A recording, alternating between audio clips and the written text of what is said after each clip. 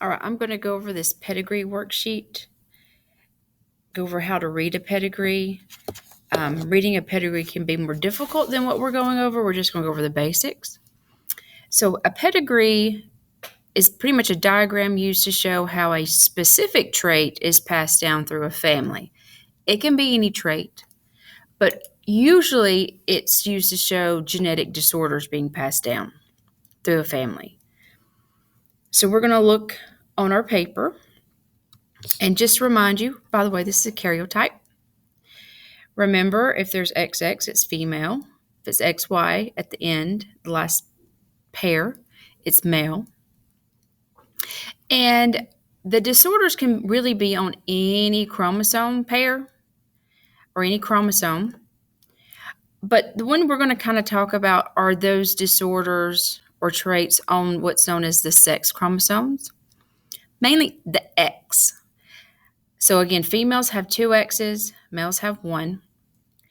This is known as a sex-linked or X-linked trait because it's only found on the X chromosome. And if you'll read kind of that paragraph at the top of the worksheet, we're mainly going to deal with sex-linked or X-linked recessive characteristics, meaning it's recessive, and in order to have a recessive trait, whether if it's a recessive genetic disorder, females, since it's on the X, females, in order to have it, would have to have the gene for the disorder on both their X's. If only one X has it, they don't have the disorder. They're known as a carrier. They don't have the disorder because they still have the one good X to back it up. Now, unfortunately for males, since you only have one X, males only have one X, if they have that recessive disorder on their one X, they have the disorder. So there's more males with X-linked disorders because they only have one X chromosome, and if the disorder gene is on that chromosome, they have it. Some examples of X-linked disorders: hemophilia is the one that's on your worksheet, and then there is like color blindness. There's more males that are colorblind than females. So the first worksheet, the pedigree worksheet on the front, is going over, or on the side, is going over hemophilia passed through a family. So this is the pedigree. Now, we're going to go through the questions. First, it starts off with number all individuals on the pedigree at the top of each shape. They've already been started. We got 1, 2, 3.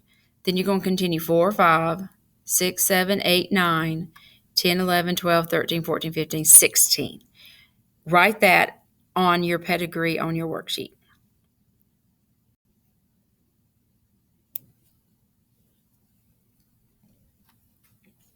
So these shapes represent family members. You'll notice when you're looking at a pedigree, there's 2 main shapes. We got circles and squares. Some are left blank or white. Some are filled in dark. There's lines connecting them. Some of the lines go directly between 2 shapes, and some branch off. So there's meaning behind all this. So let's go through and figure it out. Question number 2 says, in a pedigree, a square represents a male. If it is darkened in, like number 8, this male has the trait. In this case, hemophilia. We're tracing hemophilia. If it's clear or blank, they have a normal blood clotting. For hemophilia is if you get cut, your blood does not clot and form a scab and stop the blood. You just keep bleeding. In a large cut, you could bleed out and die. So people with hemophilia, if they bruise or get an internal or even external cut, that could be very damaging and could lead to death. So those people with the darkened in shapes have hemophilia. Those without do not. So the first question on 2 is how many males are there? So you go and you count the number of squares. We got 1, 2, 3, 4, 5, 6, 7, 8. There are 8 males. How many males have hemophilia? So hemophilia are the darkened squares. So you need to count 1, 2, 3. Now number 3, a circle represents a female. If it is darkened, she has hemophilia. If open, she is normal. How many males are there? 1, 2, 3, 4, 5, 6, 7, 8. Of course, if there's 16 total and 8 are males, there's 8 females. How many females have hemophilia? We have 1 at the top, number 2, and then number 13 at the bottom. So there's only 2. Now, number 4, a marriage is indicated by a horizontal line connecting a circle to a square. So it's right in the middle. How many marriages are there? We have 1, 2, and 3. Number 5, a line perpendicular to a marriage line indicates the offspring. If the line ends with either a circle or a square, the couple had only 1 child.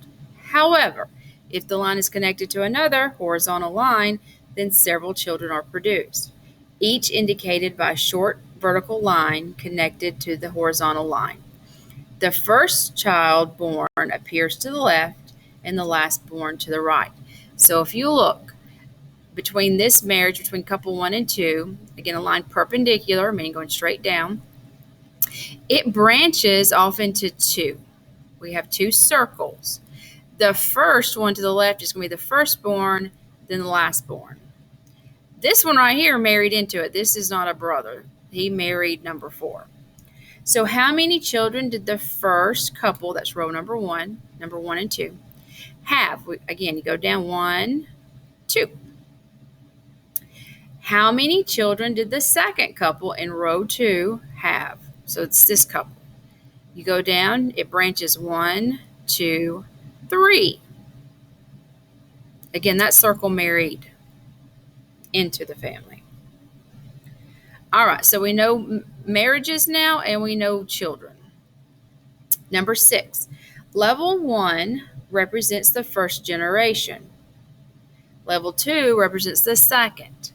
How many generations are there? We got 1, 2, 3, 4 generations.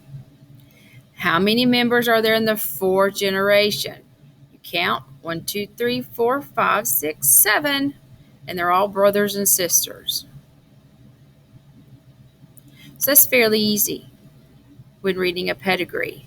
Now we're going to move on to something known as carrier. So looking at the next pedigree. This is a pedigree showing the red and green color blindness being passed through a family. Again, it's X-linked, so it's found on the X. Now, one thing you might notice that's different about this, some of the shapes are half.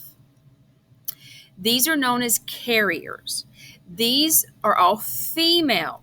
Remember, females have 2 X's. So if one of their X's has the disorder on it, but the other one does not, they do not have the disorder, but they carry the recessive gene and can pass it on to their children. These are known as carriers if only one of the X's has the disorder, but the other one does not.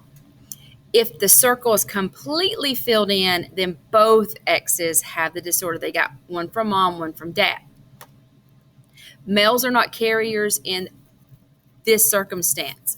There's other traits that we trace that are not X-linked where they can be carriers. But in this case, the ones on your test tomorrow are not going to be, the males are not going to be carriers. They have it. All right, so looking at this, we have a few questions to answer.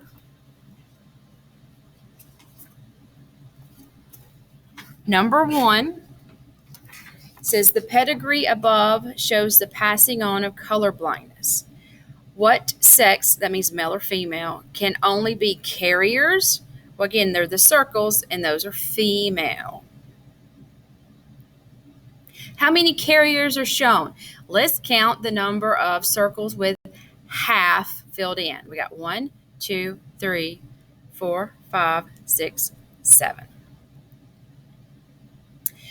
Do the carriers have the disorder? No, they do not have color blindness, but they can pass it on to their children. Which sex chromosome, X or Y, are sex links carried on? The X's. How many males have color blindness in this family? And we're going to count the spouses. So you're going to count the number of darkened in squares. 1, 2, 3, 4, 5, 6.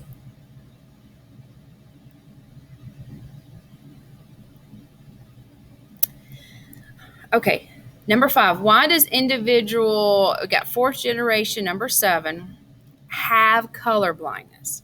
Well, let's look at her family history. So it's a female, so both her exes have color blindness gene.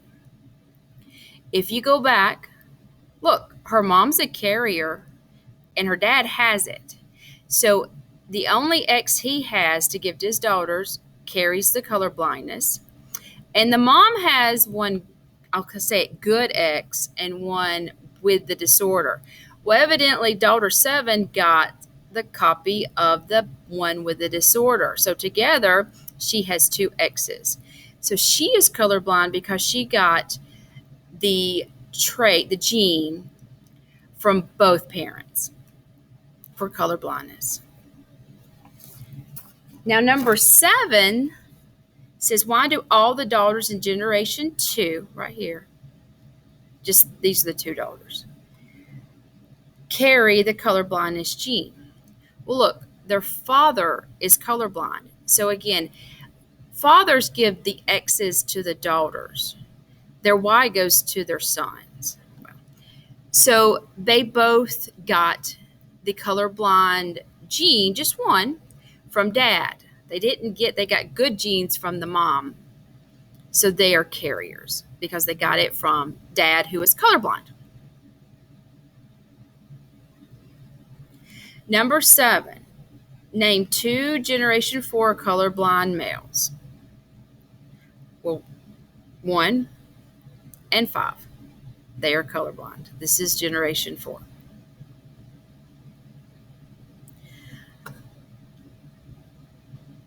All right, you're going to get a little half sheet that has a blank pedigree, and you're going to read about the family, and you're going to try to shade in those that are carriers and those that have the disorder.